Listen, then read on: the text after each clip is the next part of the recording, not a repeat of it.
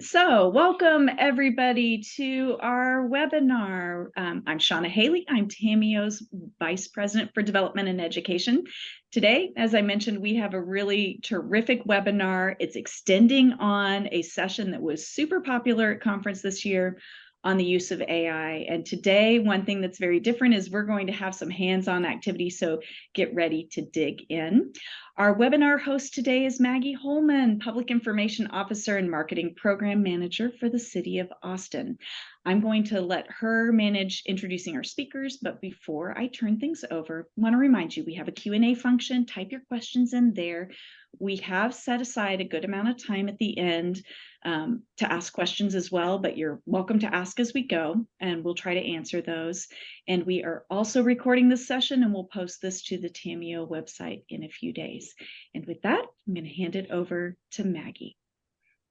Thank you so much, Shauna. Welcome, everybody. I know Shauna and I were front row at that TAMIO session, and we're really excited about the conversations these panelists started about AI, and looking forward to continuing this in our interactive session today. So make sure you're ready to hop things in the chat. We'll be actually doing some prompt engineering conversations after we teach you these strategies. So with that, I want to hand over the mic to introduce my two panelists. So Richard, if you'll get us started by introducing yourself.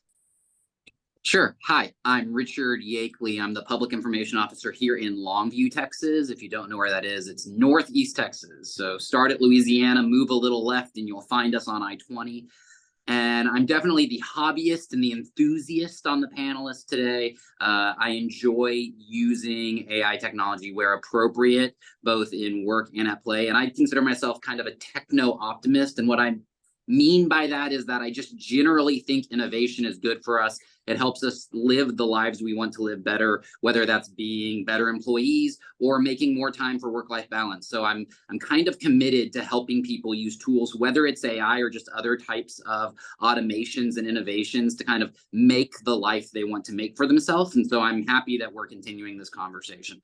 And as a side note, I put away a little bit of my paycheck every month so that when a self-driving car is both safe and economically viable, I can buy one immediately. So I am literally putting my money where my mouth is. I am ready to never be behind the wheel of a car again for the rest of my life.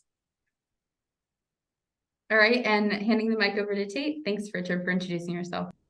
Yeah, I'm Tate Noster. I'm COO at Kung Fu on the government side of our business. And, we do just pure services, no products or anything like that. So it's really interesting that I get to interact with governments and, municipalities all over that are using AI in really innovative and creative ways, well beyond even what our team of researchers, envisioned originally for some of this work.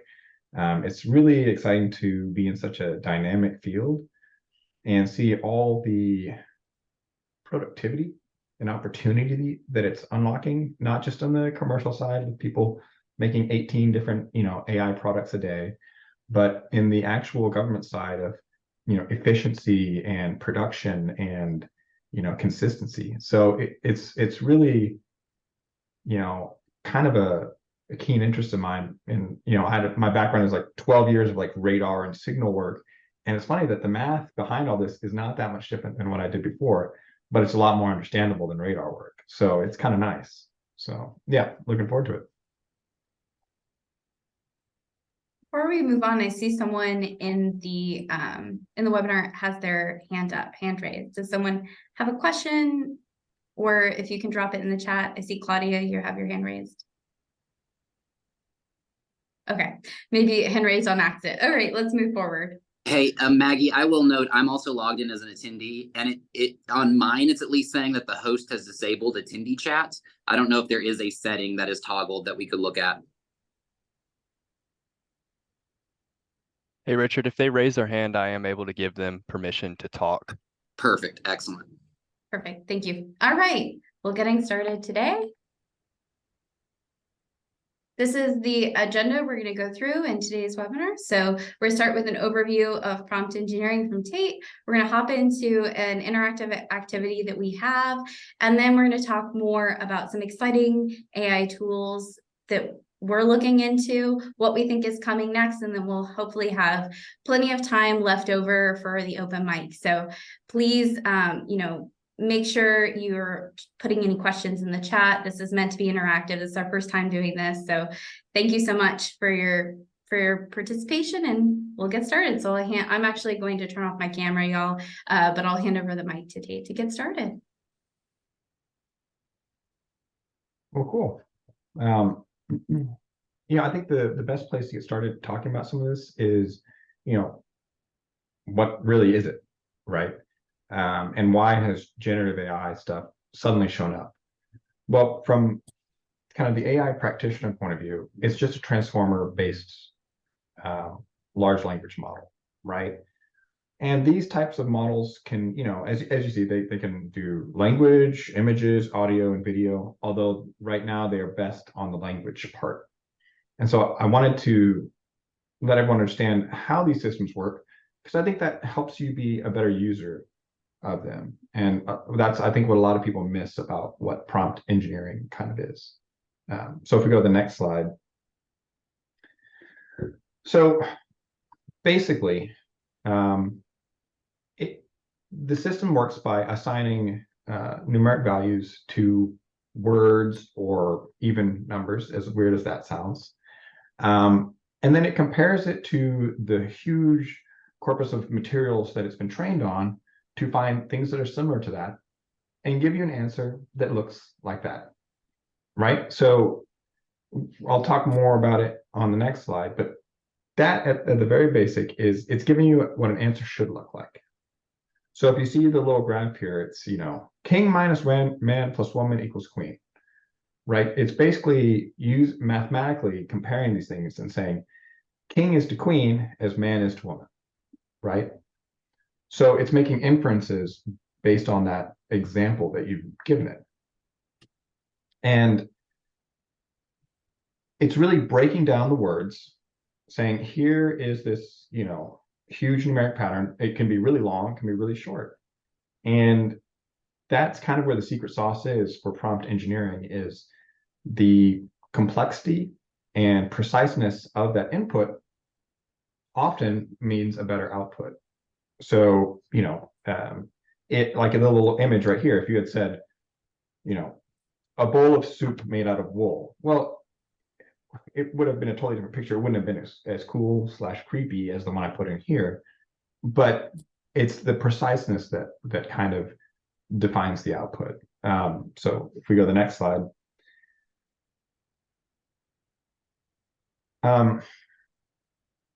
So yes, right now in terms of AI work, LLMs are, extremely important. They're, as someone who's been doing this for a few years, they're extraordinary. They really are novel, interesting, and every other word you can describe them as. But they have significant drawbacks that most people don't understand, and it's worth talking about. You've heard about hallucinations, where that's where you put something in, it gives you just random stuff, or it's not true. So if you ask it, hey, write me a history paper, it's going to write you a history paper on that topic, and it knows what a history paper is supposed to look like. It's going to have a big thing. It's going to be in like Chicago format because everyone hates that. And then it's going to have references at the bottom. But it doesn't know those references. It's going to make them up because that's what it's supposed to look like. And that's what the kind of training pattern looks like. So it's not a bug, it's a feature. And most people think that it's the other way around, that this is some kind of unintended thing, but this is very much it creating what an answer should look like. The other thing is they can also generate content that's harmful. One of our partners that we've worked with has effectively jailbroken every large language model. And by that, I mean, despite the safeguards that are put into the front end of these models, they've been able to get the model to output some kind of harmful or hate speech or something like that. So there's a lot more work to be done there, right? We don't tolerate that kind of stuff in other software applications, and it's going to take time for us to put better safeguards there. So if one of the questions is, should I use OpenAI to have my city's interactive chat? Please do not. Please do not do that. It will only end poorly right now. But in the future, that may be an option. Or there may be a custom model that can more effectively filter those things. And the other flip side of what is something that's generative? What is something that's disinformation? A big problem that governments, federal and state and local, will have to deal with is, before, someone had to be a really creative conspiracy theorist to really craft a memorandum. But now you could just prompt ChatGPT, and it comes out with a street of whatever. So this problem will quickly become local, I believe, if not already, and we'll have to deal with that. The other thing is, again, a feature, not a bug. If two people use ChatGPT or LLMs, they will get different results, even with the same prompt, because every time that it goes through the system, it's training on itself, it's learning more. So if you're a few days apart, you may get a totally different answer. If you say, write a story about the history of the French Revolution, it's going to be a different set of text. So that can be a little off-putting to people that want consistency, but that's why when you use it, it feels like it's a creative exercise that this system is doing. When in reality, it's like the Wizard of Oz. There's people behind the curtain, turning knobs and refining the system continually. So it's always changing, especially on the big model side. And the last one is math. As much as press releases talk about it, they're really actually pretty poor at math. And what we've seen is, the more general the model gets, the less specific it becomes, which makes a lot of sense. But when ChatGPT 4 was released, really great math. It's going to do the GMAT, GRE, it's going to be a doctor. 6 months later, its math scores are down by half. So part of that is they're trying to limit hallucinations, because that's a negative effect for a lot of people. But somehow that's affected the mathematical abilities. So it's a really complex system that not everyone understands. Okay, so that's, if someone says generative AI or LLM, that's what it is.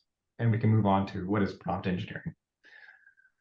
So big long text here, I'm not going to read it all, but it really is the first part, the systematic design, refinement, and optimization of commands and underlying data structures, right? So my view of this is, it is not having a Word document with prompts that you used before, copy, paste, copy, paste, copy, paste. This is a creative endeavor where you're working with the system to produce something. The model itself is only as good as the prompts in, right? Garbage in, garbage out. So prompt engineering is just as creative as, someone that's doing programming to create a novel software that hasn't been done before. There's very much a lot of creativity that goes into it.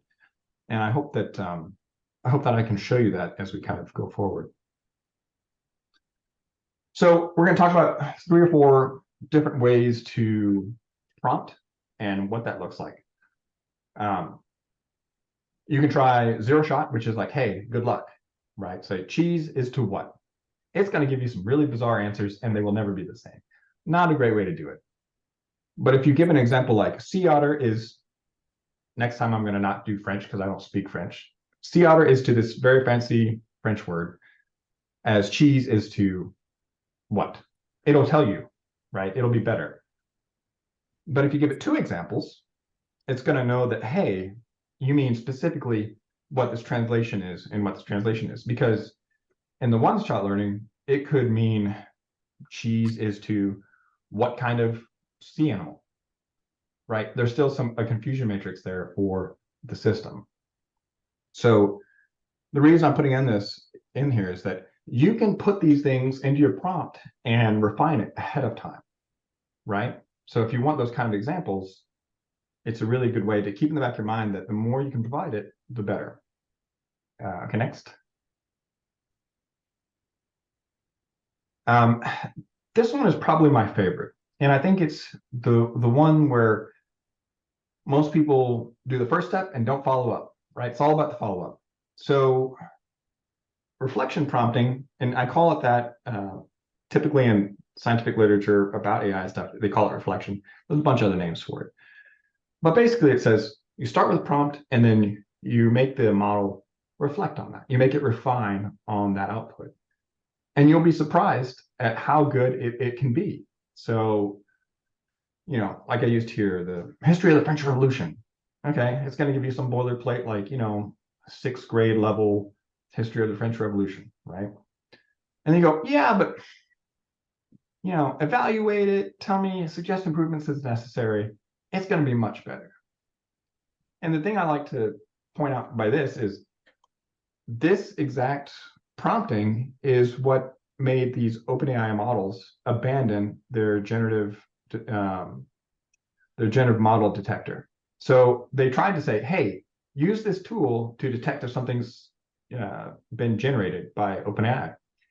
And it worked until people used this to say on the reflection prompt, go, evaluate that for generative model output and make it sound more human. And that broke the tool, right? It was no longer detectable by OpenAI's own tool. So if you think about that, that's actually a lot more powerful statement than you may realize, because that tool probably took them thousands and thousands of hours to develop and was broken by one prompt. So, but you can also use this for the second example, like write a story about a time traveling engineer. Well, you see the first output and you're like, well, it's kind of good. It's a long, short story. You know, critique it, you know, for narrative flow and things like that. And then say, now set it in medieval and futuristic times, and it'll go wild, right?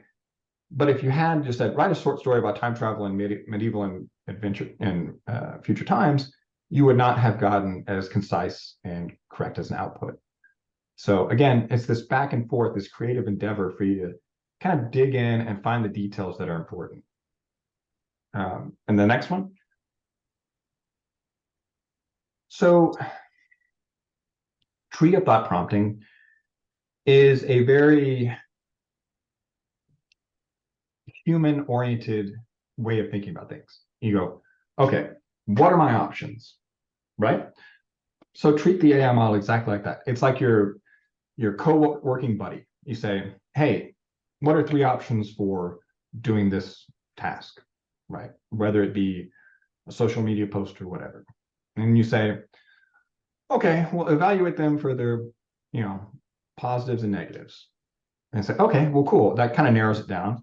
And you say, all right, well, based on, you know, that output, number 1 or A, give me other options similar to that. And it'll refine further on that, right? And then you go, then rank them. And you can keep doing this till you get to where you feel there are 3 really good options. I personally use this on, you know, like business development stuff. I've used it with government customers trying to evaluate what their options are and things like that. It's really quite good and really quite human understandable, which is a nice feature, kind of a nice flow of thought. And the next one. I lied earlier. This one's my favorite. This one is really good. So you basically prompt the system to pretend to be someone. In the case of the folks on this call, you could say something like, you are a 6th grader, you know, attending middle school or whatever. You're top of your class in reading and writing, and you want to make a social media post on a play that's happening at the school. How would you do that?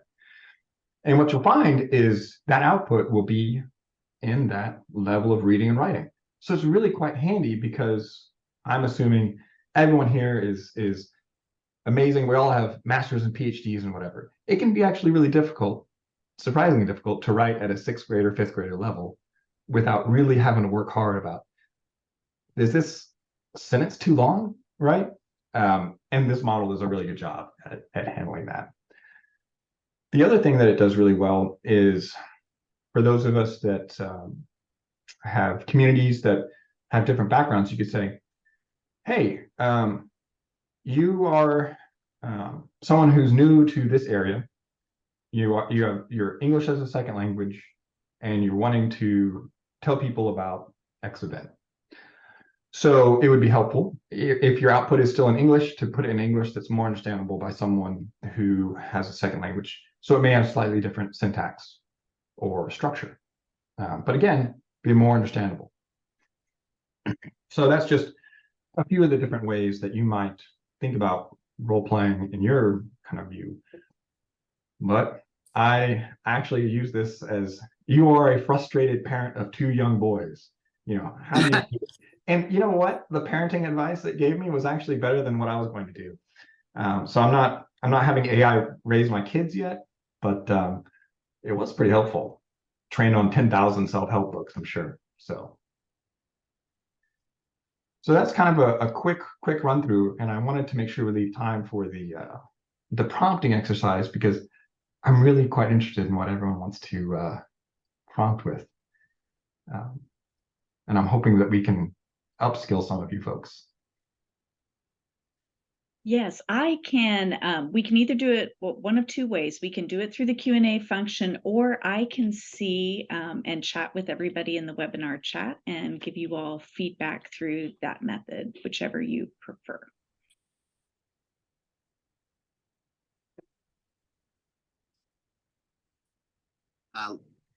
Sorry, unmute button. Yeah, so I was, the Q&A function might be the best unless, so can everybody insert in the chat? I can't insert in the chat to everybody, but everybody else can. Okay, let's use the chat then. So we are gonna go through up to three different scenarios, depending on how much time we have.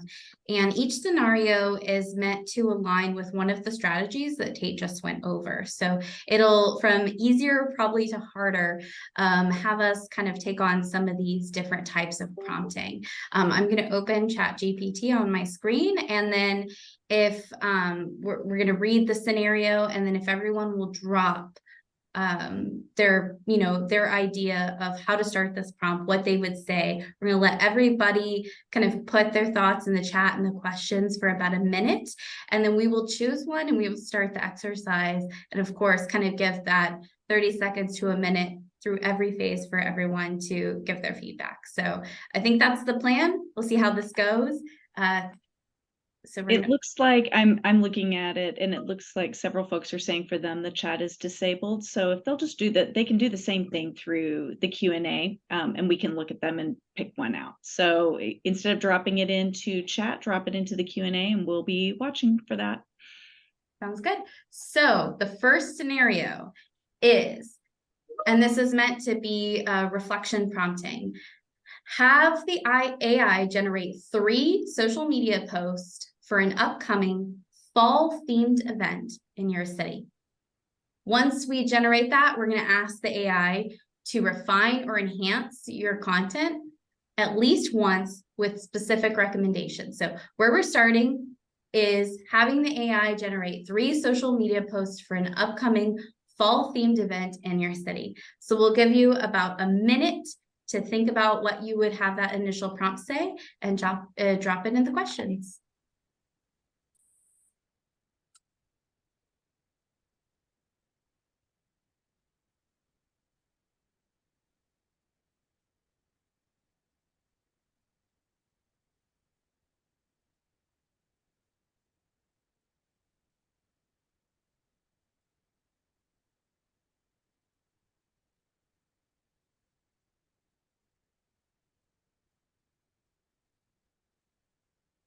And the chat is now enabled.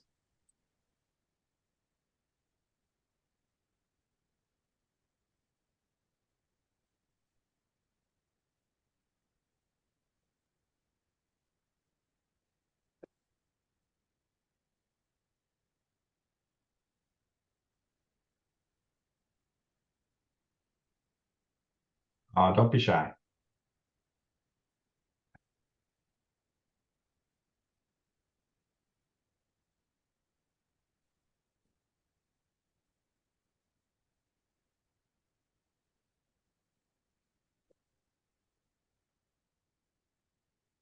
If this was in person, I would have lollipops to give out to whoever volunteered, but that's okay. no virtual lollipops.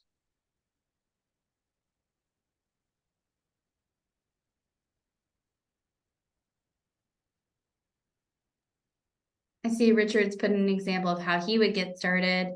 Let's give it about 30 seconds, see if anybody else comes up with something.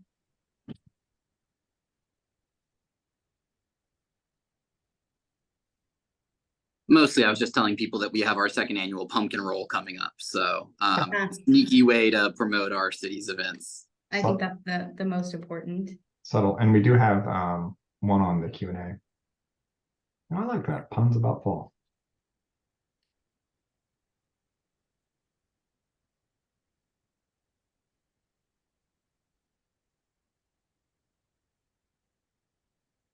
Great. Let's start with the one in the Q&A then.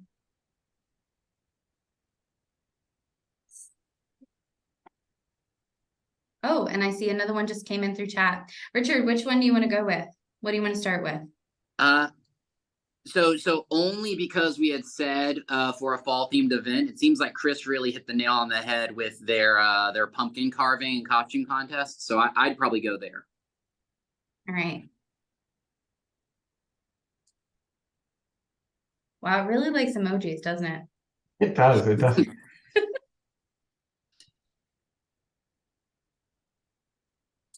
Wow, those are long social media posts.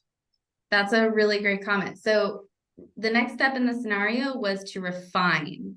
So how would you drop in the chat, either the original commenter or anybody else, how would you refine this?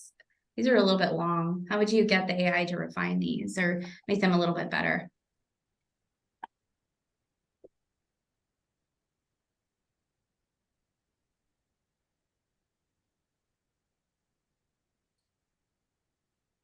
Okay, I see Chris dropped in a follow-up. Mm-hmm.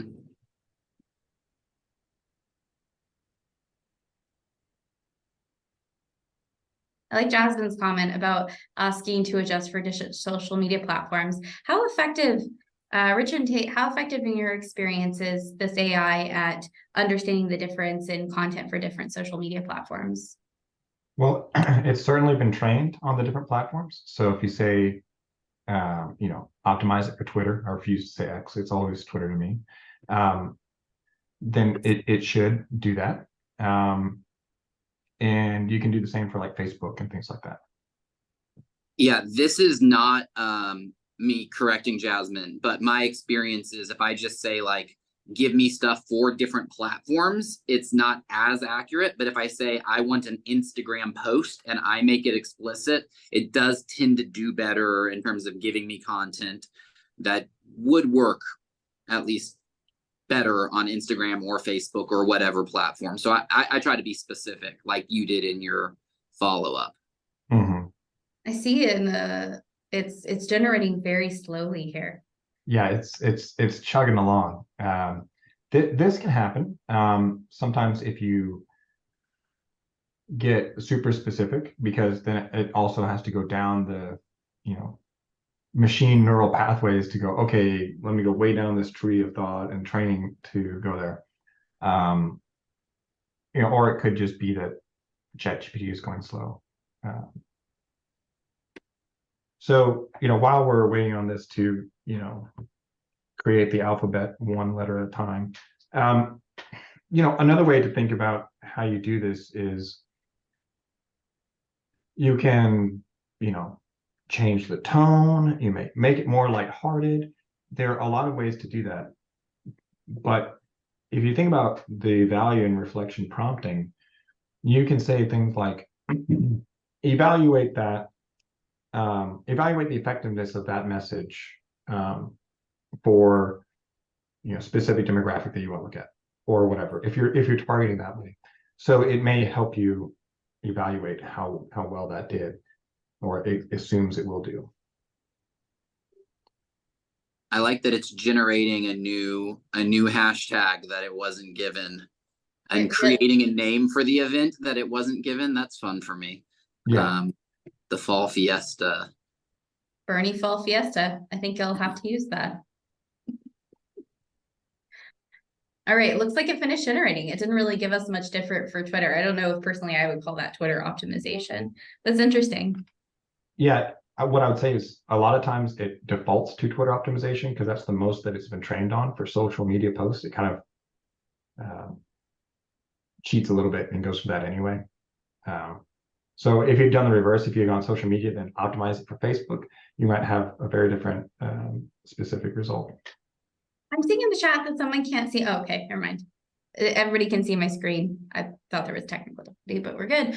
All right, let's move on to scenario number 2. So scenario number 2 is that fun one that Tate was describing earlier about role playing and prompting. And if Tate, if you'll drop this in the chat again for everyone, I think that was helpful. So the scenario here is have a conversation with the AI as if it's your new social media specialist. The goal is to have it make recommendations about your strategy for video content on social. So again, we'll give everyone a minute, maybe 2, to be thinking through this. Some things to think about, or remember in Tate's example, you had to tell it had expertise in certain areas. You're kind of setting the role-playing strategy in that first message for how you want it to behave. So everybody has about, let's give it until 11:34 to think through what you put in the scenario. Yeah, while you're typing, remember that the output is kind of based on the input, right? So if you just say you are a social media specialist, what does that really mean? Maybe you should put you should qualify that. Maybe like you are an experienced social media specialist, right? Or you are an experienced social media video specialist. And then it may come back with better qualification criteria. That's the creative part.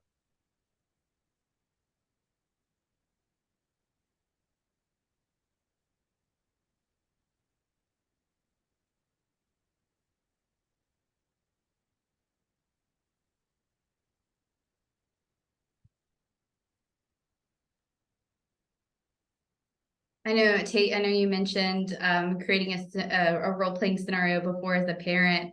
Have you ever created any other amusing or interesting role-playing scenarios? Yeah, I've used it for it sounds bad because it's going to make it sound like I do outsource this to all my kid stuff, but I'm the manager for my son's one of my son's soccer teams, and I said, okay, well, pretend you're actually a really good team manager, which I apparently am not. How would you structure this? How would you divide responsibilities fairly among X amount of people? And it gave me some pretty helpful tips that were beyond like bring Capri Suns and orange slices, so it was helpful. I was even able to ask it what type of platforms would be useful for coordinating between people and things like that. It was interesting. How do you think that kind of approach differs in the kind of response if you'd asked it the same question without the role playing? Well, I think it would have been less specific. So the role playing is really about getting, I don't want to say mindset because that makes it sound like, more than just a machine, someone else's computer somewhere in the cloud. But it helps it get in the right context of what you're asking. Oh yeah, here we go. There's some stuff from there. All right, it's 11:34. I think I'm going to open up a fresh screen here. Let's go with Caleb's. I like Caleb's answer. It has a lot of detail in it. Yeah.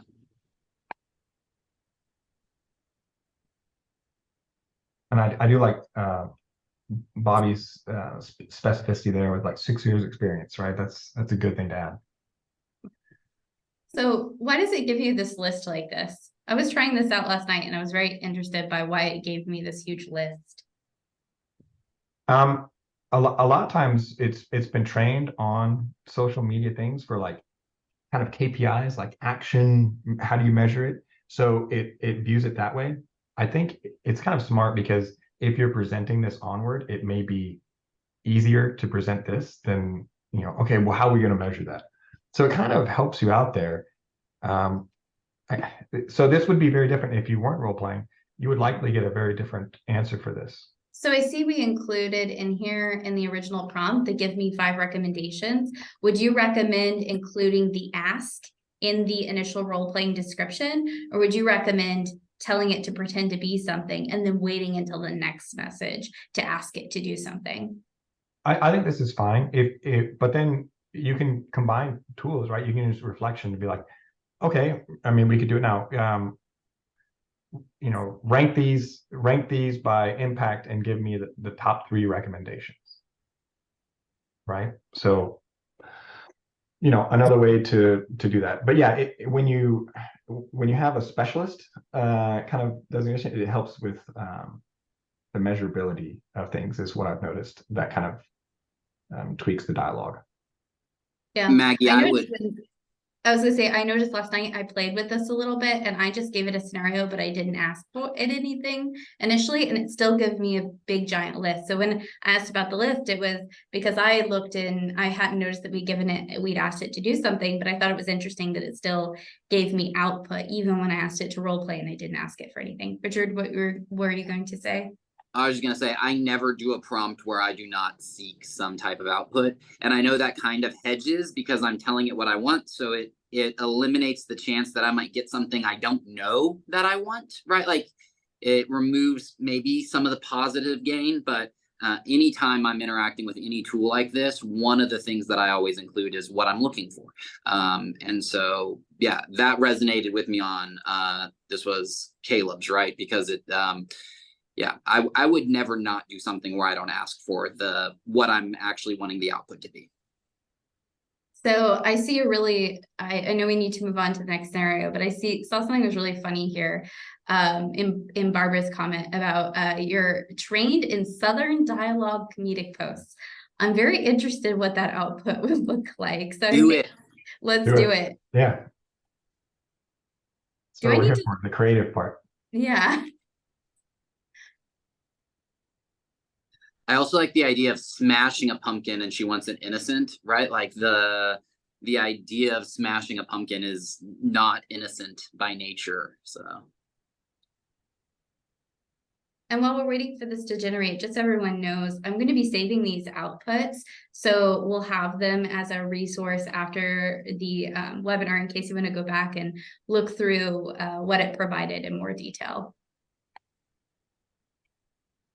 Yeah, while we're waiting for it, so in case anyone's wondering why it generates like this, it is very much exactly how I described it before at the start. It's putting numbers in a row. It's assigning a token to each thing. And so sometimes, depending on the input, it can take longer for it to figure out that math equation. So maybe it gets, okay, social media specialist, but Southern dialogue comedic posts, maybe not that familiar. This is really pretty fun.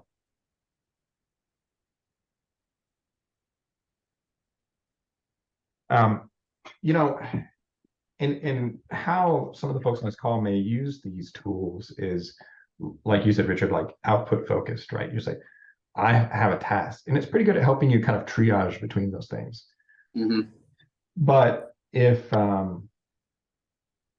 anyone here is writing internal reports, those kind of things, and it's fine with your social media and communications folks to use these tools, it's very good at providing executive summaries of stuff. I do it all the time.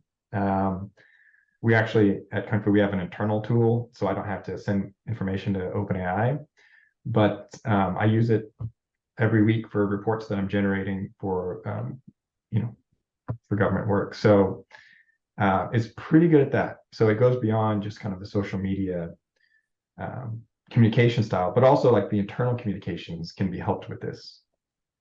Absolutely. So we're running a little short on time. So I think I'm going to let this continue generating. We'll go back to the PowerPoint. There's a third scenario that'll be in the notes from this webinar. So make sure you try it out.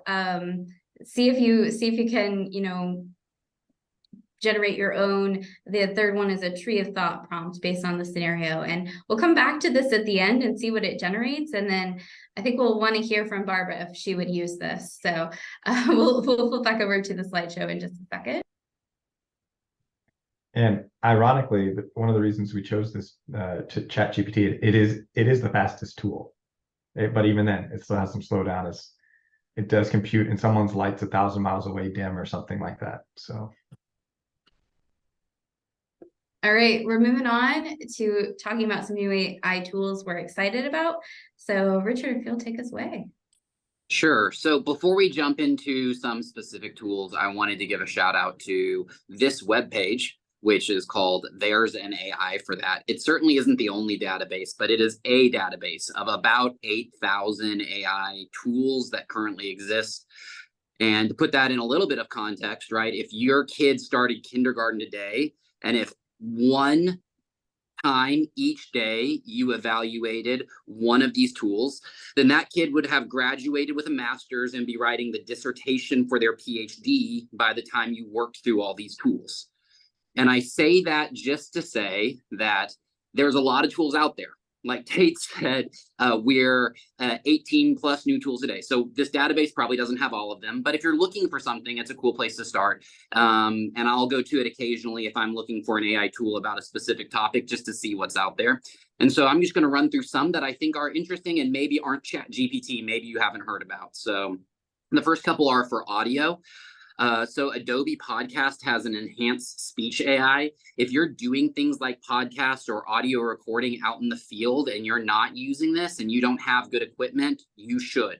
It's probably already included with whatever you have. If you have Adobe, you can certainly look into your account with Adobe. But basically what it does is it, with AI, takes out all of that ambient noise, that background noise. They have a great example on their website, but you can take audio that you recorded out in the field with your phone, right? That's really not great. And it turns it into close to podcast level quality audio without all of the setup that you may have. Now, obviously, if you have the setup and you want to use it, that's even better. But and then 11 Labs. If you haven't heard about 11 Labs, that is a tool that can do text to speech. There is a free version. There's also a freemium where you can pay if you want to do more audio. Some ways that I've seen or heard about this being used, a couple podcasts I listen to will take large, let's say, legal documents or things that are 90 pages, 100 pages that they're not going to take the time to read, but that you might want to go through, and they'll drop it into 11 Labs and it'll turn into an hour and a half long podcast episode, which is the AI reading the thing for you. But it's not janky. It's not like that Zoom voice. It actually sounds good. I was talking to another local Texas government agency that's considering using this tool specifically or one like it to automatically do an audio version of their news releases and embed it at the top of their news releases. I'm sorry if I'm ruining their thunder or making it harder for them to compete next year for innovation. But it's a super cool idea, right? That if you go to the news release on your website, there's an audio version that you can hear. My mind was blown when they said that they were going to use this tool in that way. If you're looking to get some headlines, there's a free tool called greatheadlines.ai, and you just type in kind of the tone you want and some of the details of your event, and it'll generate 5 or 10 headlines, and you can just rinse and repeat. Sometimes for me, a headline is the hardest thing to summarize the text of the post or the text of the news release in like a 1-sentence way that really connects. So this is a cool tool for that if you want to use greatheadlines.ai. Moving forward, there's a graphic design tool that I really like. It's just called AI Colors. It's free also. It's very simple. It has a 1-sentence prompt where you put in the general feel for the color palette that you would like to have generated, and it generates a unique color palette for you. So you could say like autumn leaves falling, and it'll generate a unique color palette. You can say hot air balloons in the sky, and it'll generate a color palette. Now it's pulling on images that it finds through the internet that it thinks will be helpful for you and generating that, but then you can export that color palette and use it for your designs. I think that's really neat. I do not personally use Autopod, but if you do any type of like podcast or like regular sit down video conversation, take a look at Autopod. It's expensive. It's $30 a month, but it is incredible. I kind of want to start a video podcast just so I have an excuse to get Autopod. What it does is it takes your 2-camera video and audio that you take, you know, where you have one camera focused on one speaker and one camera focused on the other speaker, and it will auto cut it, listening to where the people are speaking, and it's wonderful. It'll take like an hour and a half, 2 hour, 3 hour, 4 hour long job, and it can do it in like a minute and a half. They have some great videos showing what they can do. Again, it is expensive, but if you're doing kind of that talk show video where one of your video editors is spending a day and a half sitting down and actually cutting through the video once it's done to make it look nice, Autopod, no lie, can do it in 10 minutes. It is worth the money if it is in your use case that you want to use it. So that's going to be my shout out. And then just to wrap up some of the tools, all sorts of note tools and scheduling tools. I've been playing around with SideNote AI a lot right now. What it will let you do is take notes from the meeting that you're in that's going too long in Google Docs, and then will automatically convert those into action items, to-do lists. It'll automatically generate emails for follow-up. So all of kind of those ticky-tacky mundane things you do to take the notes that you created and to actually then move them forward into actionable items, SideNote can help you with. And it has a Google Chrome extension that I've been playing with. And then I was looking at Sidekick.ai as a scheduling tool. It's kind of like a Google Doodle, but it's a smart Google Doodle, right? It's not just creating a calendar. You can actually upload your calendar to it, and it will automatically generate those times that would work best for you. So it takes out some of the human element of having to coordinate scheduling with a bunch of people. And then it will also do all of the follow-up. So you don't have to send the annoying email 2 weeks later and say, hey guys, can you really do the doodle? We really got to schedule this meeting. It'll help you do all of that. So that's a cool tool. Again, so many tools. We don't have time to go through all of them, but my encouragement is just take time, play, look at it. Again, that kid's writing his PhD by the time you've gone through all the tools just on this one website. So we shouldn't expect to be experts today, but there's plenty of opportunities to move forward. And these are a couple of ways that I think y'all might start dipping your toe into other AI tools beyond ChatGPT. Yeah, I agree. I mean, if I was on the user side of all these, I would not pay for a tool right now, right? Go for the free tools, do the free trials, make sure it's really worth it. Don't get kind of bought into something. Other than that video tool, that's probably very well worth it. Like the ROI is like instant. It's incredible. But, with how quickly things are moving, it's only a matter of time before, well, as a nice segue, as we go forward, that these tools will kind of, homogenize together into platforms, right? That it's probably going to be one of the large tech companies that, like a Google or Microsoft or whatever, that's like, here's our AI, suite of tools. Here's, auto transcription and, auto recording in Teams, here's, where it identifies who's talking and when, and all those things, and provides output on meeting notes. They probably are going to integrate that in. So these tools are flooding into the perceived gaps, but as always with the large tech companies, they're gaseous. They will expand to fill the space. So that's kind of my view, that we will continue to have tools that expand their offerings, right? I wouldn't be surprised if ChatGPT integrated something similar to like a Mid-Journey kind of thing into the actual prompt, where you can go, where you say, create a video, create an image, and a story, and it will do both. So that multimodal kind of thing, it's really two different models working together for the separate parts of the output, but to the user, it'll be imperceptible. And I view where we are right now with kind of the dominant performant, ease of use, ChatGPT out there as very much a Google Maps and Apple Maps kind of scenario, where it's like, you look at the other ones like, it's hard to use, and it's not as good. But it'll only be a matter of time, and much faster than Apple Maps, close the gap, to where it'll come to parity now, where it's like, if I'm an Android user, if I use my navigation and then my wife uses her Apple Maps, can I really tell the difference? 98% of the time, not really. They're on par. They trade blows. It took a while to get there, but with AI, that time period is so small now with the innovation. So don't be surprised if, ChatGPT in a year or two is just another one of the options versus like Google Bard or whatever. There's trillions of dollars behind this innovation, and the large tech companies will not stand by and let some upstart with only $8 billion, supplant them. So that's kind of my general view on the tool side. I mean, Richard, I guess from your point of view, for people that are in kind of communications in cities, where do you think things will go in terms of how you use these tools and things like that? Yeah, I had a couple takeaways that I think are worth talking about. So one that I just experienced, and I feel weird that I didn't see it because, right, people are going to complain about everything, but I didn't realize that generative AI is a hot button issue to the level that I would get pushback when I posted images that were generated by AI, and cited that they were generated by AI.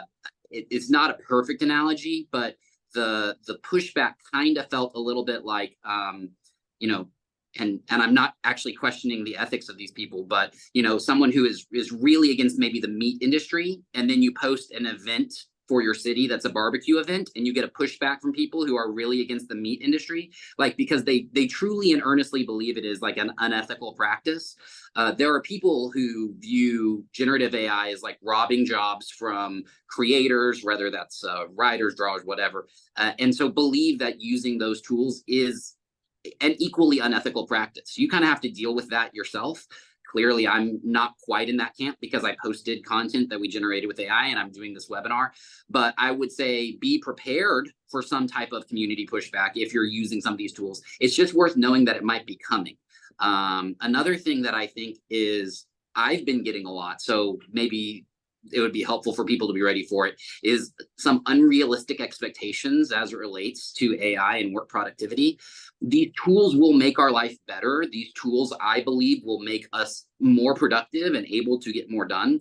But I have already had city managers and my mayor look at me and say, hey, that thing you normally do in a week, can I get it tomorrow? Because you can just, I've literally had them say, can't you just put it in Chat GPT and get it to me?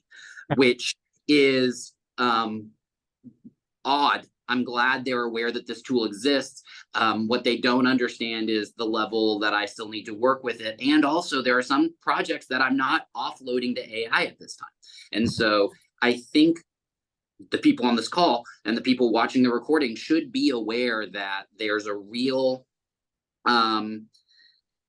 kind of expectation that since we are working with AI tools, we are now suddenly superheroes. And we have always been superheroes, but we are not necessarily more super than we were before. And then the final thing I just want to tell people is like, we are just at the start of this journey. We were just at the start of this journey in June at TAMIO when we talked about it the first time. I put this chart on here just to show Google Trends and how really, I mean, it wasn't until this past year that kind of even the conversation of AI fully sparked into the general communications world. And so I'm reminded, if you saw the movie Hidalgo, of all the horses racing off at the start of the race. That's a months-long race. And then our hero just kind of walks his horse off the starting line. And the reason why was he knows he doesn't have to burn himself out because it's a months-long journey, right? It's a marathon, not a sprint.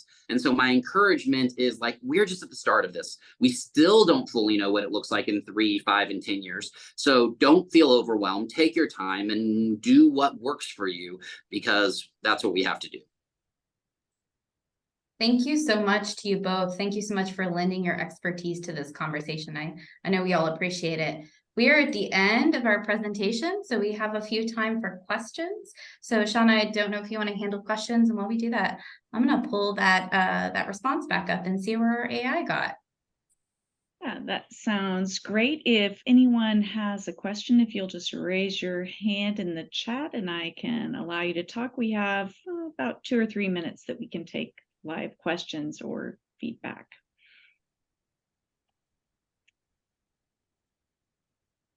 I have a feeling there's some minds that are blown as they're thinking through all the ways that they can use ChatGPT.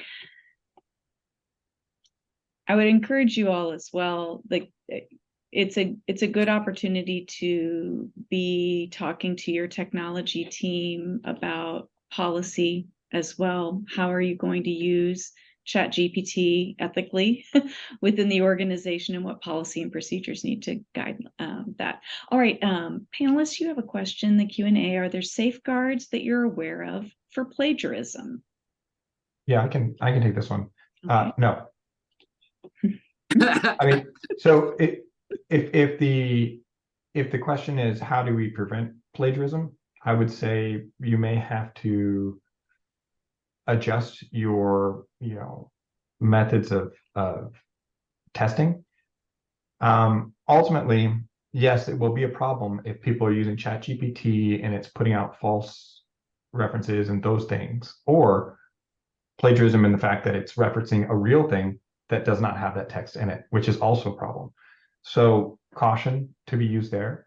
But in terms of detecting if something is generated text, that right now there are no actually effective tools that are better than random chance at detecting them. Trust me, I've gotten funded to try, and we had to go. That's where we're at. Okay. Can ChatGPT provide a list of sources for its recommendations or research, or are there any other tools that would be good for doing this? ChatGPT cannot. They refused, so they're being sued by 18 different people, people that publish books, authors, because they don't publish their sources. They just scraped the knowledge of humankind and put it into a model without attribution. So right now, the way that model works is there's no way to go back and go, based on the above text, where did you get it from? It'll say something like, I can't tell you that. There are other types of LLMs from like Meta, which can be trained on specific data that can do that look back.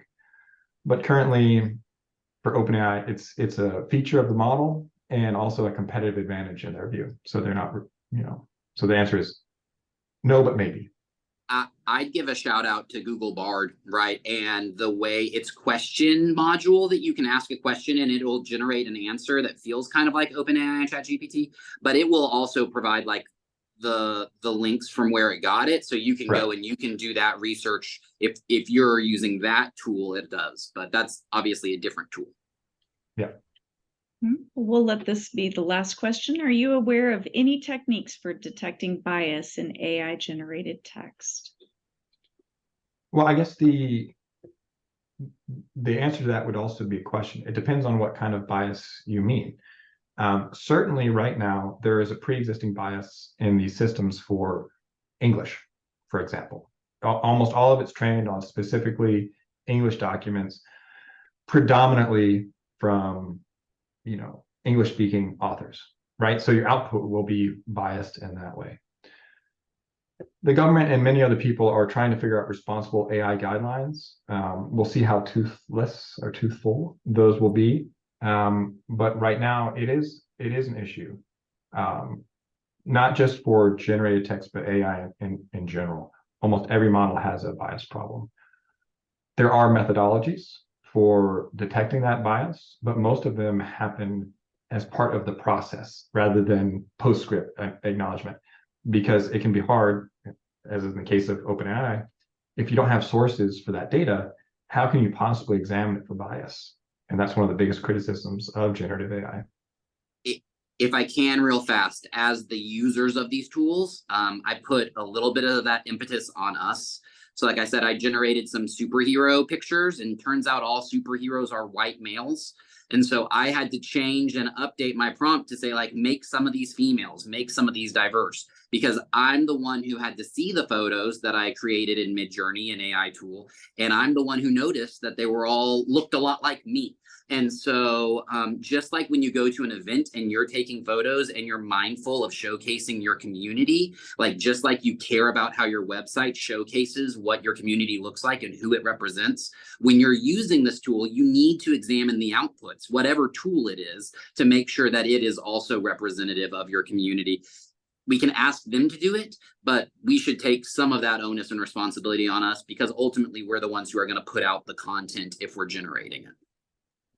Yeah, it's such a great reminder, Richard. And one thing I would note, I have a friend who uses ChatGPT in a very interesting way by uploading created campaigns and asking ChatGPT to examine for any potential bias. So they're using it for communication risk analysis. So you may want to consider it that way, get another opinion of your work, so that you can see what you might not see. With that, I know we're right at the top of the hour. Thank you so much, Richard. Thank you, Tate. Thank you, Maggie, for organizing this session. I know attendees, I speak on behalf of the presentation team. We hope you'll feel more confident in giving AI a try. Just give it a try. And there was a lot covered in today's session. Please don't worry if you couldn't take notes and participate in the chat. We told you we're recording this session. It'll be posted to the TAMIO website in the next day or two. Maggie also talked about developing a handout doc on all of the tools that were mentioned. So we'll be following up with you all on that. I want you to stay tuned to details. They'll be in your email later in a couple of weeks about our October webinar. We're always here to bring you great content, helpful information to help you do your job better. Thank you so much. Have a great day. We appreciate you joining us. See you next time. Thanks, everybody.